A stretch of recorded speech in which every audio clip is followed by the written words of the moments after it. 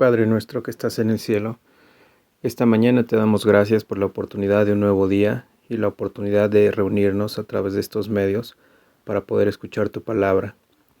Te queremos pedir que tú guíes las palabras del predicador, que tu Espíritu Santo lo use y que de la misma manera el Espíritu Santo que has puesto en cada uno de nosotros que hemos creído en ti y en tu Hijo Jesucristo, nos dé discernimiento, entendimiento y sabiduría para que la palabra que hoy escuchemos podamos aplicarla a cada día de nuestras vidas, a cada situación que estemos viviendo, y que también este mensaje pueda servir para otras personas y te conozcan. Te damos muchas gracias y te pedimos todo esto en nombre de nuestro Señor y nuestro Salvador Jesucristo. Amén.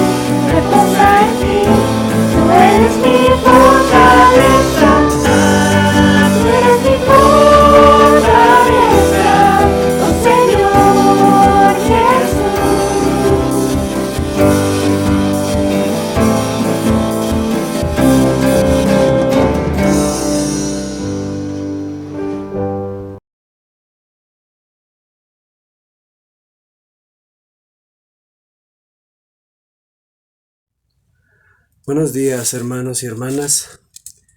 Hemos estado hablando en estos días, hemos estado tratando el tema de la soberanía de Dios y como ustedes saben lo hemos estado abordando desde diferentes perspectivas. En ocasiones anteriores hemos hablado de la soberanía de Dios principalmente a través de elementos inanimados, es decir, sobre desastres naturales, sobre fallas mecánicas en algún avión, en algún tren, autobús o simplemente en algún accidente vial, un choque de automóviles. En todas estas situaciones que a nuestro parecer parecen fortuitas, hemos visto la soberanía de Dios, hemos visto que esto no escapa a la soberanía de Dios. Pero el tema que abordaremos hoy es la soberanía de Dios en las personas. ¿Y qué pasa cuando hablamos sobre la soberanía de Dios en las personas? Cuando vemos decisiones tomadas por personas, decisiones específicas que directa y premeditadamente afectan el rumbo de nuestras vidas. ¿Qué es lo que pasa? Vamos a ver qué es lo que la Biblia tiene, qué es lo que las Escrituras tienen para decirnos acerca de la soberanía de Dios en las personas. Pero antes que otra cosa, quisiera que oráramos para ponernos en las manos de Dios. Señor Todopoderoso, reconocemos tu soberanía y te ponemos este tiempo en tus manos. Gracias porque podemos confiar en ti y te pedimos que tú prepares nuestros corazones, nos ayudes a poder aceptar tu soberanía, aun cuando no la comprendemos, aun cuando nos parezca algo raro y doloroso. Nos ponemos en tus manos para que tú, si bien no podemos comprender tu soberanía, podamos recibirla y podemos aceptarla. Y esto te lo pedimos en el bendito nombre de tu Hijo Jesucristo, nuestro Señor y Salvador. Amén. Muy bien, pues como estábamos comentando, tenemos que revisar la evidencia que nos da Dios en las Escrituras sobre este tema y lo haremos resolviendo principalmente 3 cuestionamientos. El primero de ellos es el por qué. ¿Por qué Dios ejerce su voluntad en las personas? ¿Puede Dios intervenir en la voluntad de las personas, es decir, en su libertad para decidir? Y si es así, ¿por qué Dios haría algo así? Vamos a ir viendo estos aspectos. Por una parte, ¿lo hace? ¿Realmente lo hace? ¿Tenemos evidencia de que lo haga? Y en segundo lugar, si realmente lo hace, ¿por qué Dios haría una cosa así? Bien, antes de responder a este cuestionamiento, debemos de tomar algo en cuenta, y es que la voluntad soberana de Dios que no aparece o que no nos muestra, no nos revela Dios en las Escrituras, es un misterio. Eso no lo vamos a poder saber. Hay una parte de la soberanía, de la voluntad soberana de Dios que no vamos a conocer. Dios se la ha reservado para sí.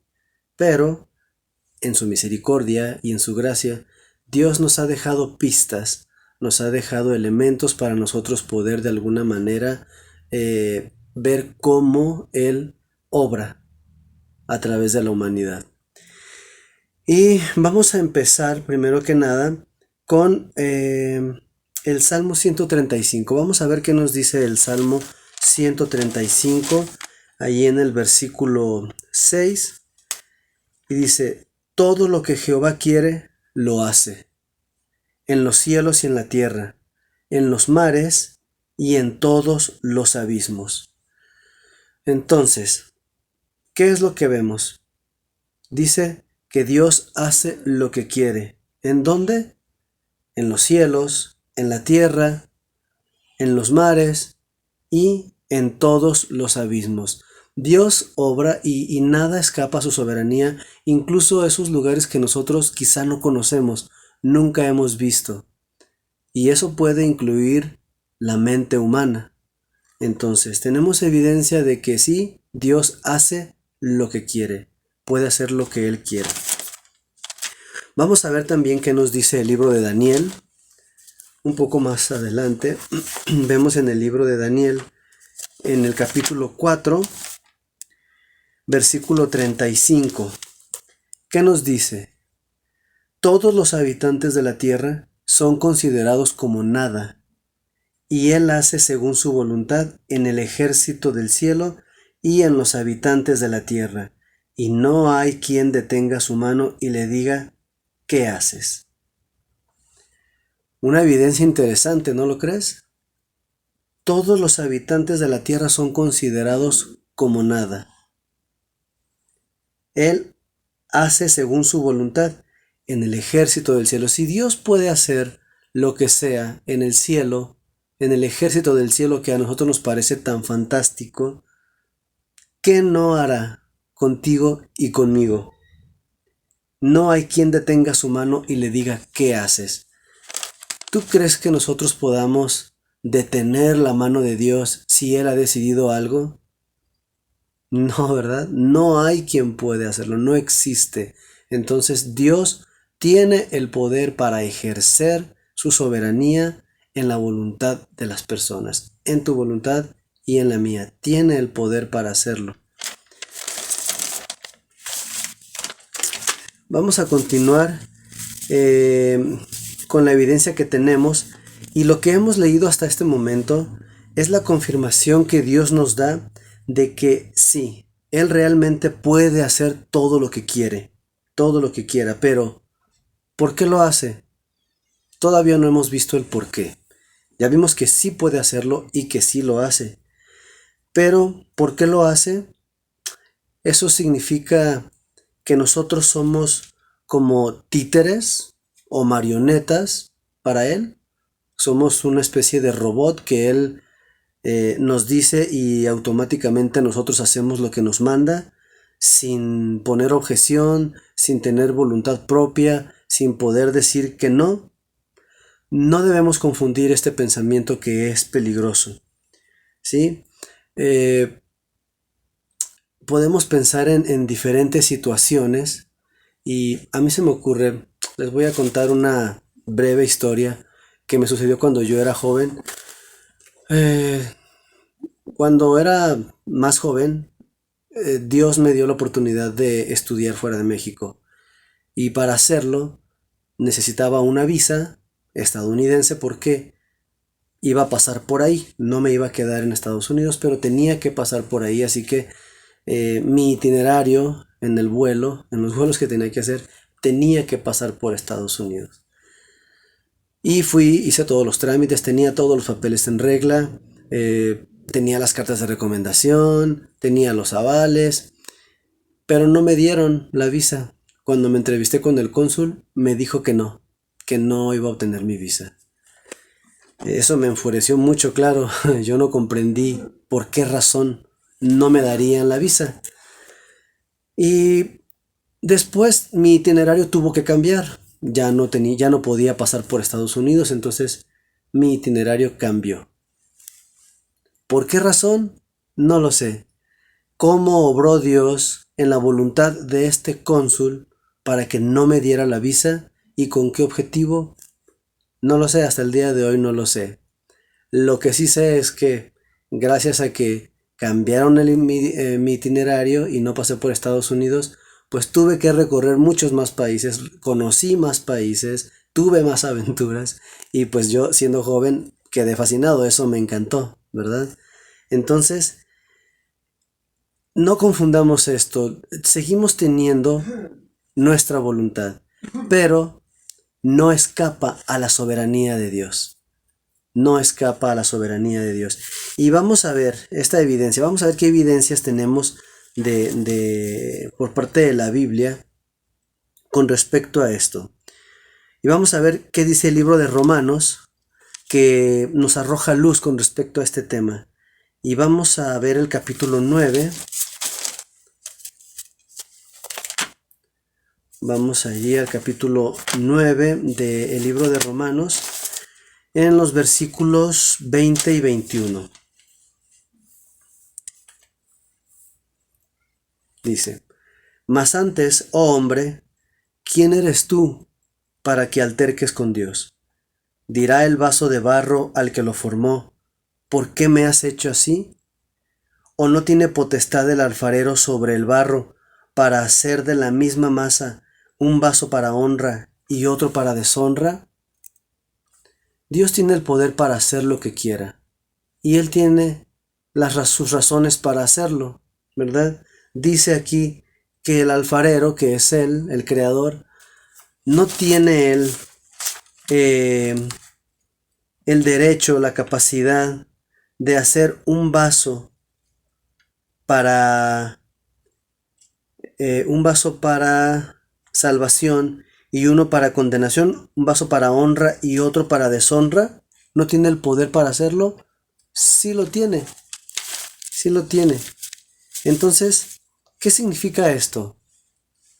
Esto nos podría hacer pensar, por ejemplo, en un asesino. Pensemos en un asesino, una persona que tiende a cometer homicidio, el pecado de matar, piensa su pecado, piensa lo que quiere hacer, prepara su estrategia, busca a su víctima, prepara los materiales, el lugar donde se va a llevar a cabo, todo lo va imaginando, todo lo va procesando y todo incluso lo va saboreando, ¿verdad? Se va saboreando ese momento en el cual va a realizar este pecado. Y nosotros podríamos pensar, bueno, si todo depende de Dios, si nada escapa a la soberanía de Dios, ¿no podría Dios detenerlo? ¿No tiene el poder para detenerlo antes de que lo haga? No sé, que le dé un infarto, que se tropiece y se caiga por el balcón, o que lo agarre la policía por una infracción. Algo. ¿No puede Dios hacerlo? Claro que puede hacerlo. Claro que puede hacerlo. Pero recuerda lo que mencionamos al principio. La voluntad soberana de Dios que no nos ha sido revelada en las escrituras es un misterio.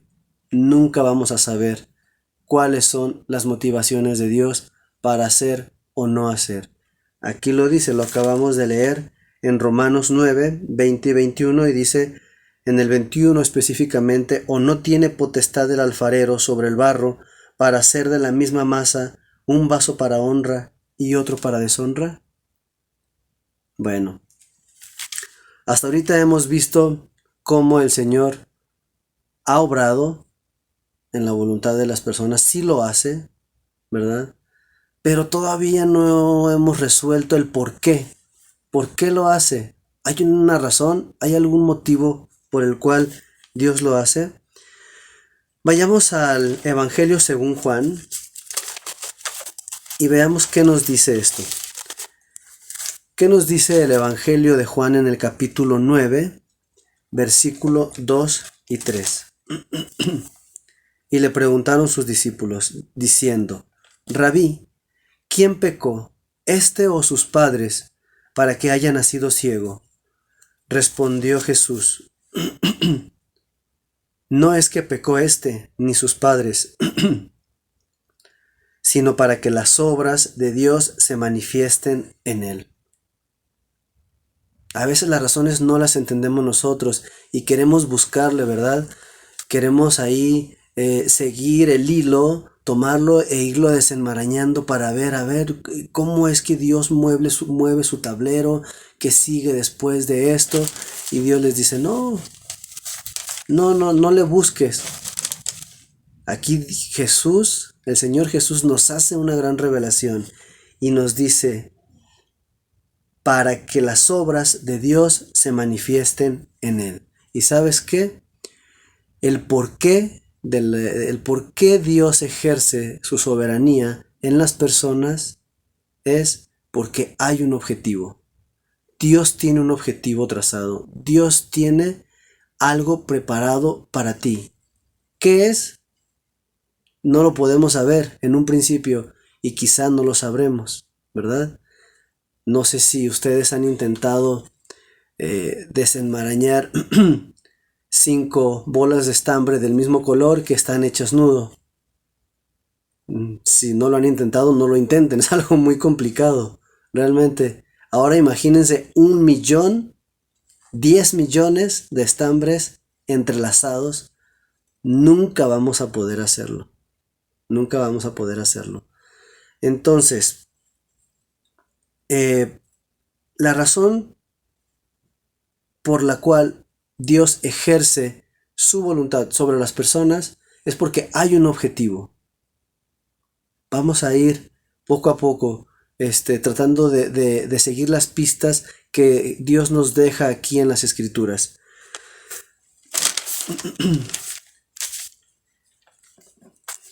Sin embargo, hay un suceso que ejemplifica muy bien cómo y por qué Dios ejerce la soberanía en la voluntad de las personas. Y esta historia seguramente que la has escuchado. Ya la debes tener muy conocida, pero de todas maneras te la comparto. Se encuentra en el libro de Daniel, en el capítulo 4. Puedes acompañarme si tienes tu Biblia ahí a la mano. El libro de Daniel, capítulo 4, versículos del 31 al 33. Y dice: Aún estaba la palabra en la boca del rey cuando vino una voz del cielo. A ti se te dice, rey Nabucodonosor, el reino ha sido quitado de ti, y de entre los hombres te arrojarán, y con las bestias del campo será tu habitación, y como a los bueyes te apacentarán, y 7 tiempos pasarán sobre ti, hasta que reconozcas que el Altísimo tiene el dominio en el reino de los hombres y lo da a quien él quiere. En la misma hora se cumplió la palabra sobre Nabucodonosor, y fue echado de entre los hombres, y comía hierba como los bueyes, y su cuerpo se mojaba con el rocío del cielo, hasta que su pelo creció como plumas de águila, y sus uñas como las de las aves. ¿Ya te acordaste? El rey Nabucodonosor, el rey más poderoso del mundo en ese momento, no pudo hacer nada ante la voluntad soberana de Dios. Ya se le había advertido, ya se lo había dicho, mira, esto te va a suceder. ¿Por qué razón le pasó esto al rey Nabucodonosor? Imaginen al hombre más poderoso del mundo, al rey más poderoso, postrado en el piso, comiendo hierba, mojándose con el rocío de la noche, de la mañana, de la madrugada, actuando como un animalito, sin raciocinio, sin hacer otra cosa más que lo que Dios le mandó hacer, con las uñas crecidas, con el pelo crecido como plumas de águila, sin tener dominio de sí mismo. ¿Puedes imaginarlo? Si eso hizo con el rey más poderoso del mundo, ¿qué no va a hacer contigo y conmigo? Pero Dios no es un Dios cruel. No ejerce su voluntad para hacernos mal, para divertirse, para mofarse de nosotros, simplemente por placer para demostrar su poder. No, ya vimos que hay un objetivo. Dios siempre tiene un objetivo y una razón por la cual lo hace. Y también aquí lo muestra, así como lo vimos en el capítulo, en la cita anterior, aquí también nos lo muestra. Veamos qué dice. En el versículo 32 dice: y 7 tiempos pasarán sobre ti hasta que reconozcas que el Altísimo tiene el dominio en el reino de los hombres y lo da a quien él quiere. Dios estaba buscando que Nabucodonosor reconociera el poder de Dios, que se humillara delante de Dios, que reconociera que si él estaba sentado en el trono del imperio más poderoso de ese tiempo, es porque Dios lo había puesto ahí. Era el poder de Dios el que lo tenía ahí. Y en el momento en el que lo quisiera, se lo podía quitar y lo hizo, ¿verdad? Le quitó el reino. Por 7 años estuvo andando como una bestia en el campo, sin raciocinio, sin capacidad de valerse por sí mismo, simplemente comiendo como un animalito en el piso. Hay un objetivo. El rey Nabucodonosor se mostró soberbio, no quiso reconocer que lo que tenía, lo tenía gracias a Dios. Sin embargo, Dios ejerció su soberanía sobre la voluntad del rey Nabucodonosor. ¿Qué es lo que está pasando en tu vida? ¿Hay algo en lo que no estás reconociendo a Dios?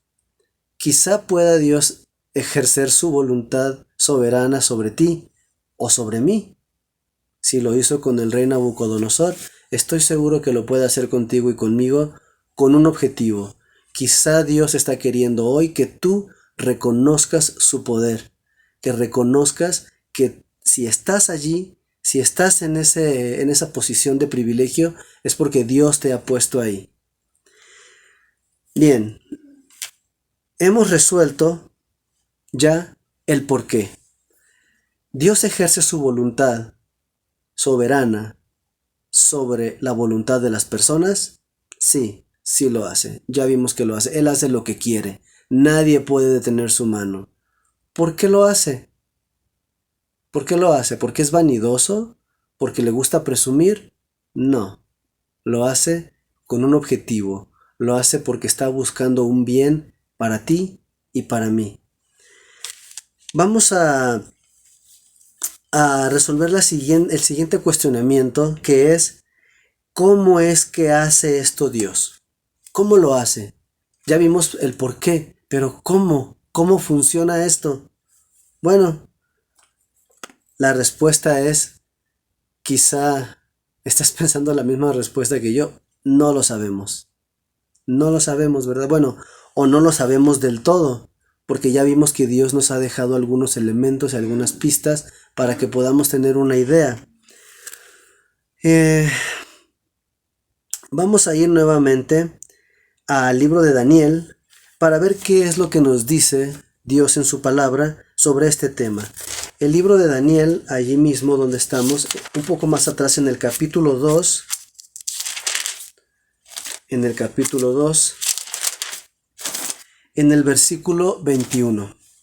Capítulo 2, versículo 21, y dice: Él muda los tiempos y las edades, quita reyes y pone reyes, da la sabiduría a los sabios y la ciencia a los entendidos. Él lo hace todo y lo da todo. ¿Tienes conocimiento? ¿Tienes inteligencia? ¿Tienes sabiduría? Dale gracias a Dios porque Él la ha puesto en ti, la ha puesto en tu mente, la ha puesto en tu corazón. Así podemos entender de alguna manera cómo es que trabaja Dios directamente en las personas. Vayamos también a Mateo capítulo 6, al libro de Mateo, el Evangelio según Mateo. En el capítulo 6, en el versículo 13, en la primera parte del versículo solamente dice: Y no nos metas en tentación, mas líbranos del mal, porque tuyo es el reino, y el poder, y la gloria, por todos los siglos. Amén. Pero quiero que prestemos atención en esta primera parte. Y no nos metas en tentación, mas líbranos del mal. Y tú puedes pensar, bueno, ¿qué tiene que ver Dios con la tentación y con el pecado? Si Él es santo, santo, santo. Bueno, tienes razón, Él es santo, santo, santo. Sin embargo, como ya viste en ocasiones anteriores, aún el azar, aún la suerte, que para nosotros puede ser algo fuera de nuestra capacidad, fuera de nuestras posibilidades, no puedes saber, ¿verdad? Tú lanzas ahí unos dados y no tienes ni idea de qué va a caer, sacas una carta y no sabes ni qué carta va a ser, avientas algo y no sabes a quién le va a caer, ¿verdad? Pero estas cosas que a nosotros nos parecen insólitas saber y que nos maravillamos cuando vemos trucos de personas que pueden hacerlo, aún esto no escapa a la voluntad de Dios. Bueno, pues la tentación tampoco escapa a la voluntad de Dios. Tampoco escapa a la voluntad de Dios. Y tenemos un ejemplo muy claro. Ahí en el libro de Job, en el capítulo 1 y 2 del libro de Job, podemos ver esta historia que tú conoces perfectamente bien, en la cual todo lo que le viene a Job, primero la pérdida de sus hijos, después la pérdida de sus bienes, después una enfermedad en su piel, todo esto le viene por Satanás. Pero, a pesar de que Satanás es quien ejecuta todo esto, actúa bajo el permiso de Dios. No hace nada sin el permiso de Dios. Y recuerdas lo que dice allí mientras está desarrollando esta historia. ¿Qué le dice Dios? Está bien, pero no toque su cuerpo, no toque su carne. Entonces va y otra vez le insiste Satanás ahí y le dice: ok, toca su carne, pero no toque su vida. Nada escapa a la voluntad de Dios. Nada. Y Dios utiliza incluso las tentaciones, aunque Dios no tienta a nadie, ¿verdad? Lo dice la Escritura que Dios no puede ser tentado y Él no tienta a nadie, Pero Satanás hace su trabajo, siempre bajo la soberanía de Dios, pero Dios también, así como el azar sirve para los propósitos de Dios, también la tentación sirve para el propósito de Dios. Hay un propósito en ello, ¿verdad? Allí el Salmo 1 dice, bienaventurado el varón que no anduvo en camino de pecadores, ni en silla de escarnecedores se ha sentado, ¿verdad? Hay una bienaventuranza en eso cuando somos capaces de soportar la tentación. Bien, ¿cómo hace esto entonces? Ciertamente no podemos comprender totalmente cómo es que Dios obra, pero lo que sí nos muestran las Escrituras es que Dios obra a través de los corazones de las personas. Él mueve los corazones para que sirvan a su propósito, a su objetivo. Bien, por último, vamos a responder el cuestionamiento del ¿para qué? Ya vimos por qué, ya vimos cómo, ¿verdad? Con la evidencia que pudimos encontrar en las Escrituras, pero ahora ¿para qué? Sí, ya vimos que porque Dios tiene un objetivo, pero ¿cuál es ese objetivo? ¿Para qué? ¿A dónde nos lleva?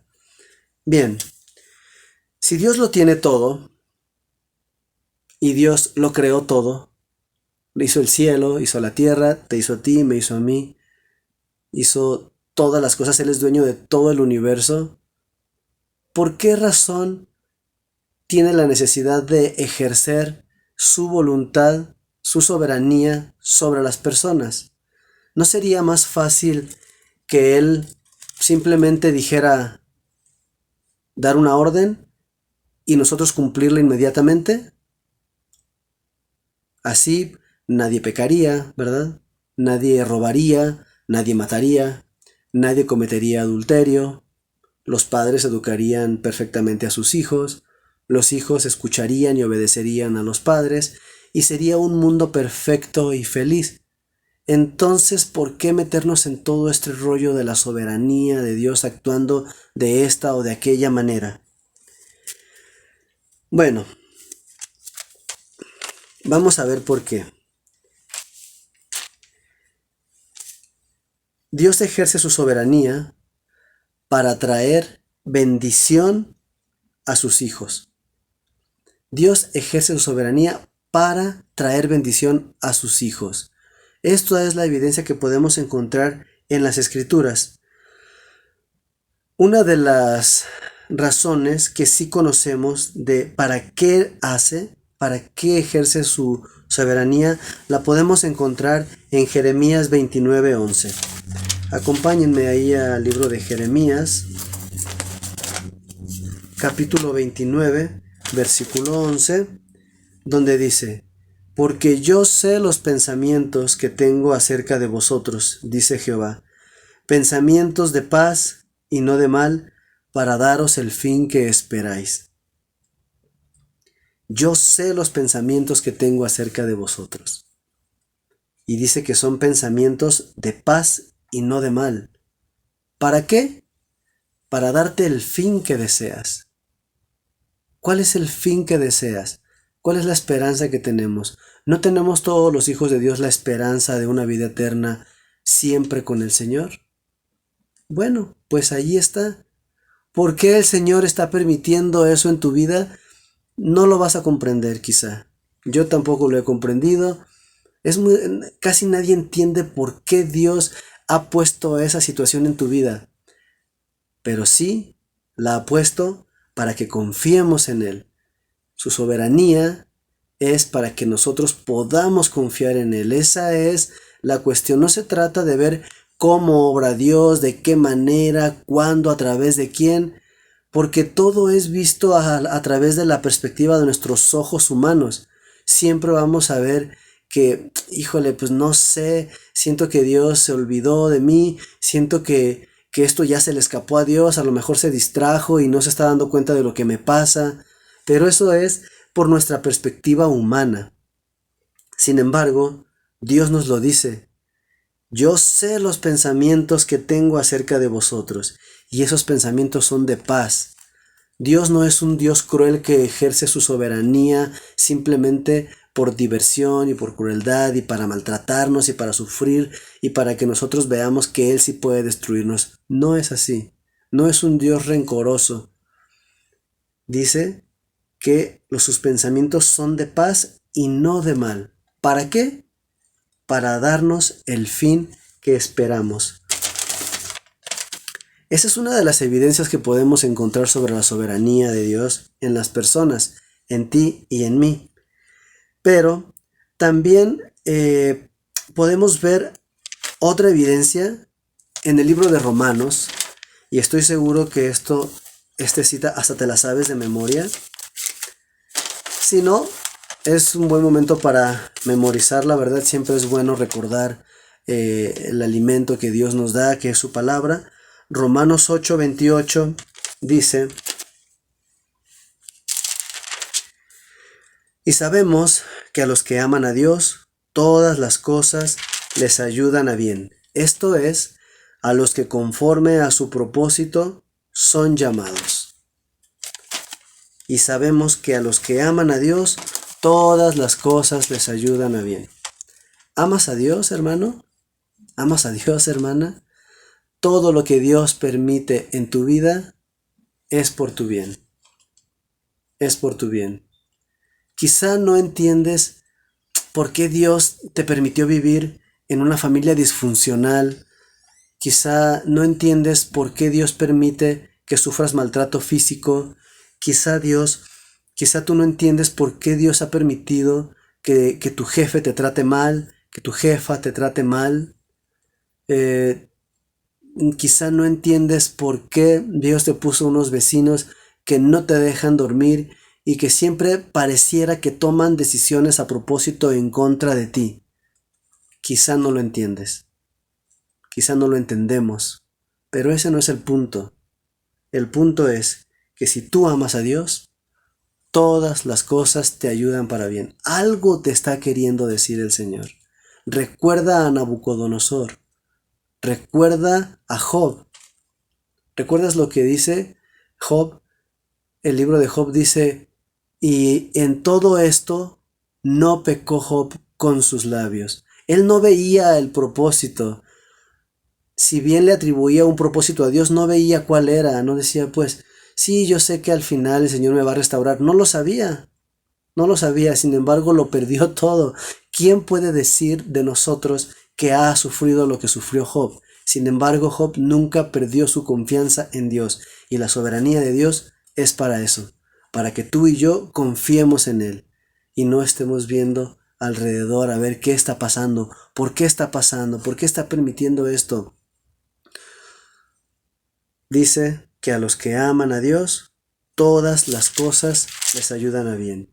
Esto es conforme a los que conforme a su propósito son llamados. Dios tiene un propósito y ese propósito siempre es para bien. Si tú amas a Dios, Dios tiene un propósito de bien para ti a través de su soberanía. Ejercerá su soberanía sobre ti y sobre mí porque Él es Dios. Y bueno, ya para finalizar, hermano, hermana, quiero que pienses en esto. ¿No sabes por qué las personas actúan de cierta manera contigo o contra ti? ¿No entiendes lo que Dios quiere hacer o lo que está haciendo en tu vida a través de diferentes situaciones? No te preocupes. ¿No lo entiendes? No te preocupes. La soberanía de Dios no está diseñada para que el hombre la comprenda totalmente. La soberanía de Dios no está diseñada para que tú y yo comprendamos a la perfección qué es lo que Dios quiere. Y tampoco estamos llamados, tú ni yo, estamos llamados a resolver todos los porqués de la soberanía de Dios. Así que, mejor gózate y descansa en un Dios todopoderoso, en un Dios que te ama, en un Dios en el que puedes confiar. Porque sabes que Dios es soberano que Dios sea soberano también significa que puedes confiar en Él, que es un Dios confiable, que nada escapa a su voluntad, que no hay nada que se le vaya de las manos, que no hay nada que pase tan rápido que Él no pueda ver, que no se distrae, que no se duerme, que no se va de vacaciones, no necesita ayuda. Es soberano, es todopoderoso. Segunda de Corintios 12:9 nos dice: y me ha dicho, bástate mi gracia, porque mi poder se perfecciona en la debilidad. Por tanto, de buena gana me gloriaré más bien en mis debilidades, para que repose sobre mí el poder de Cristo. ¿Te basta la gracia del Señor, hermano, hermana? ¿Te basta la gracia del Señor cuando no recibes lo que quieres, cuando Dios ejerce su soberanía sobre ti, sobre los que te rodean, sobre tus circunstancias? ¿Te basta su gracia y permites que su poder se perfeccione en tu debilidad? ¿O seguimos desconfiando de Dios? La soberanía de Dios ha sido diseñada para esto precisamente, para que nosotros podamos confiar en Él, para que nosotros sepamos que Él está en control siempre de todas las cosas. Y recapitulando, simplemente a manera de resumen, vimos: obra Dios, ejerce Dios su soberanía sobre las personas. Sí lo hace. Ya lo vimos, ¿verdad? Las escrituras nos lo dicen. ¿Por qué lo hace? Porque siempre tiene un objetivo, siempre hay un propósito, y ese propósito no es para nuestra destrucción, no es para que Dios presuma. ¿Cómo lo hace? Bueno, a través de los corazones, mueve los corazones y los pensamientos. ¿Y para qué? Bueno, para que tengamos el fin que esperamos, ¿verdad? Para que tengamos el fin que Dios tiene pensado para nosotros. Hermanos, espero que esto sea de bendición para ustedes. Vamos a orar para terminar con esta predicación. Señor Todopoderoso, te damos gracias porque tú eres soberano, porque nada escapa a tu voluntad y porque nada escapa a tu control. Gracias porque podemos confiar en ti. Gracias porque pones cada situación y ejerces tu soberanía sobre nosotros para nuestro bien. Ayúdanos a aceptar esta voluntad. Sabemos que no siempre la comprendemos. Casi nunca podemos ver hacia dónde estás dirigiendo, hacia dónde nos quieres dirigir, pero ayúdanos a confiar en ti, a poner nuestra plena confianza en ti. Todo esto, Señor, te lo agradecemos y te lo pedimos en el nombre de Jesús. Amén.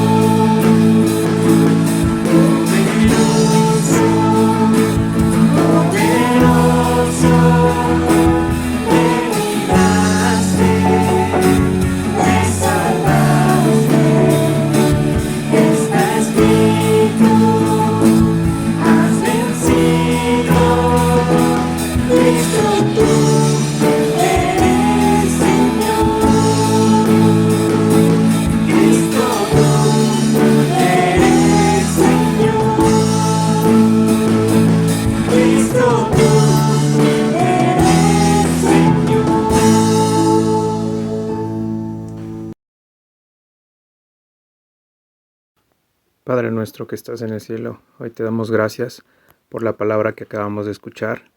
Gracias porque nos recuerdas que tú eres soberano sobre todas las personas, sobre todos los corazones, que no hay corazón que se resista a tu voluntad, y hoy queremos agradecerte porque nos lo recuerdas.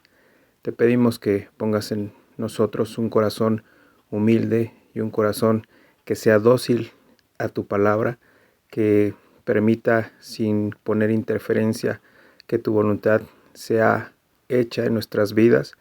Y te agradecemos por el predicador de hoy.